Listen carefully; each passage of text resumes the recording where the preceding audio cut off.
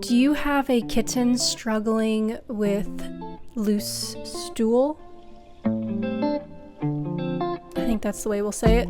When I first got little Loki boy, he did have very loose stool, and I noticed that there was a little bit of blood in his stool as well. So that got me very concerned right away. So I think it was like 3 days after I adopted him, I did take him into the vet and I brought in a stool sample with me. Side note about bringing in a stool sample, it needs to be fresh. I was told, I'm sorry, this is so gross. I was told if you can't get it in to the clinic within 8 hours that you need to put it in the refrigerator to preserve it. So I brought in a stool sample and they tested it and turned out he did have Coccidia. So Coccidia, I'll give you a little definition. Coccidia is an intestinal tract infection caused by a one-celled organism called Coccidia. Because Coccidia live in the intestinal tract and can cause diarrhea, they are often confused with intestinal worms, but Coccidia are not worms.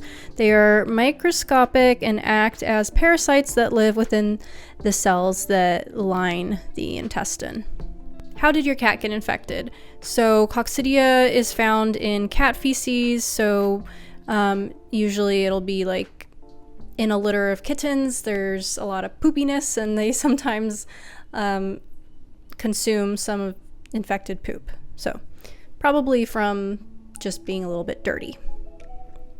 So the vet gave us medication, and that was liquid medication that we squirted down his throat.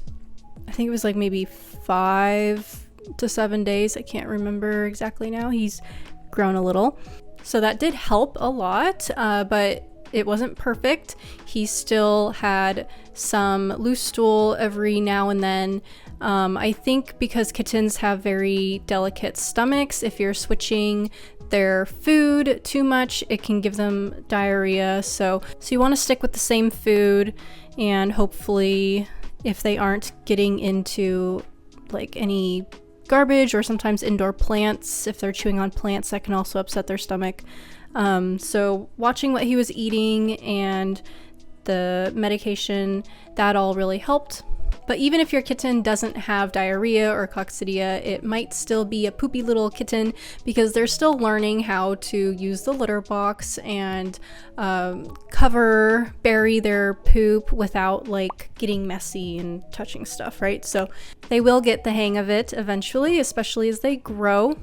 But I wanted to talk about how I got Loki boy cleaned up when he did have a little accident. So I purchased 2 little like shallow tubs that I could use in the sink to wash him after he got messy. I put soapy water in one and just plain water in the other. I just used like a mild soap, fragrance-free, whatever sort of mild soap you might have, but any basic soap, as long as you don't use too much, should be fine. So I put warm soapy water in one and plain warm water in the other. And I did that without him being nearby because spraying the water into the sink and spraying the water into the little tub, I noticed really scared him. And the last thing you need is the kitten freaking out and splattering poop everywhere. So I got the buckets ready and then brought him over. First, I dunked him into the soapy water, massaged his feet, rubbed his tummy, just kind of gave him a good little bath. You do not want to get their head wet. You do not want to get their ears wet. So just from the neck down, just massage his fur and his body with the soapy water, and that's going to get pretty much everything out of there. And especially with the feet and little toes, you want to kind of like massage their feet to get those really clean, and then go ahead and pick them up by the scruff. And I do hold them by the scruff when I'm doing this, and especially with kittens, they're so light and small, this really does not hurt them at all.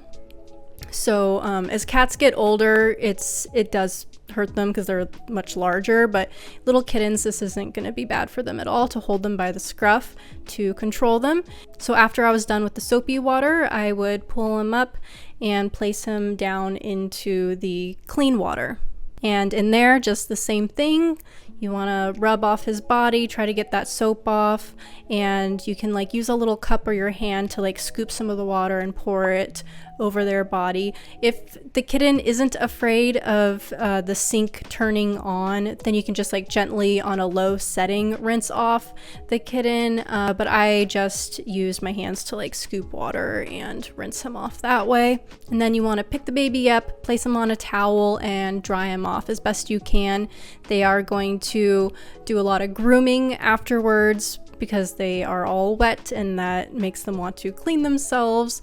So the grooming is really good, but you want to make sure that you get most of the water off so that they aren't cold. And if you're worried that they might be cold, you can place them in a carrier or in a bed with some more towels until they get dried off, and just monitor them to make sure that they're doing okay. So that's what I would do to give little Loki a bath after he made a mess.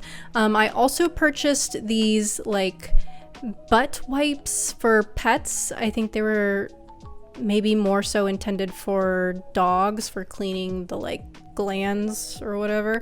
So having little butt wipes was really helpful if I just needed to quickly grab a wipe and clean off one of his paws that was really bad. So I recommend getting something like that, but you can also just use a damp paper towel. And I do wish I had footage of exactly how I used to do this with him, but at the time I wasn't filming much, and also when you're in the moment and you have a poopy kitten on your hands, you're not really thinking about like, hey, let's whip out the camera and record this to share with everybody. So that's what I used to do with little Loki anytime he would get messy. I also think it's a great idea to have some sort of gentle, non-toxic cleaner around. I think 7th Generation is a pretty good one, or just some Simple Green. And you can use that to wipe off like the whatever sink you're using, like wipe off the countertops or the inside of the sink when you're done. Just make sure you're keeping your space clean. So yeah, that's my advice. I know this is all pretty obvious and basic, but if you are going through it right now, if you're feeling frustrated because you have a new pet that is experiencing diarrhea, it could be a little overwhelming, constantly cleaning and worrying like, when are they going to get better? Do make sure you get your pet into the vet to make sure that something more serious isn't going on, of course, but hang in there. You've got this. It will get better. I know when Loki was going through his coccidia and diarrhea issue, it did feel very frustrating because, for one, I felt terrible that he wasn't feeling well, and second, I was spending so much time cleaning up after him and like anxiously wondering like, when is he gonna go potty again? And he was going quite often, so it was a lot. But you've got this. You'll get through it. I wish you and your fur baby the best, and I'll see you in the next video. Bye.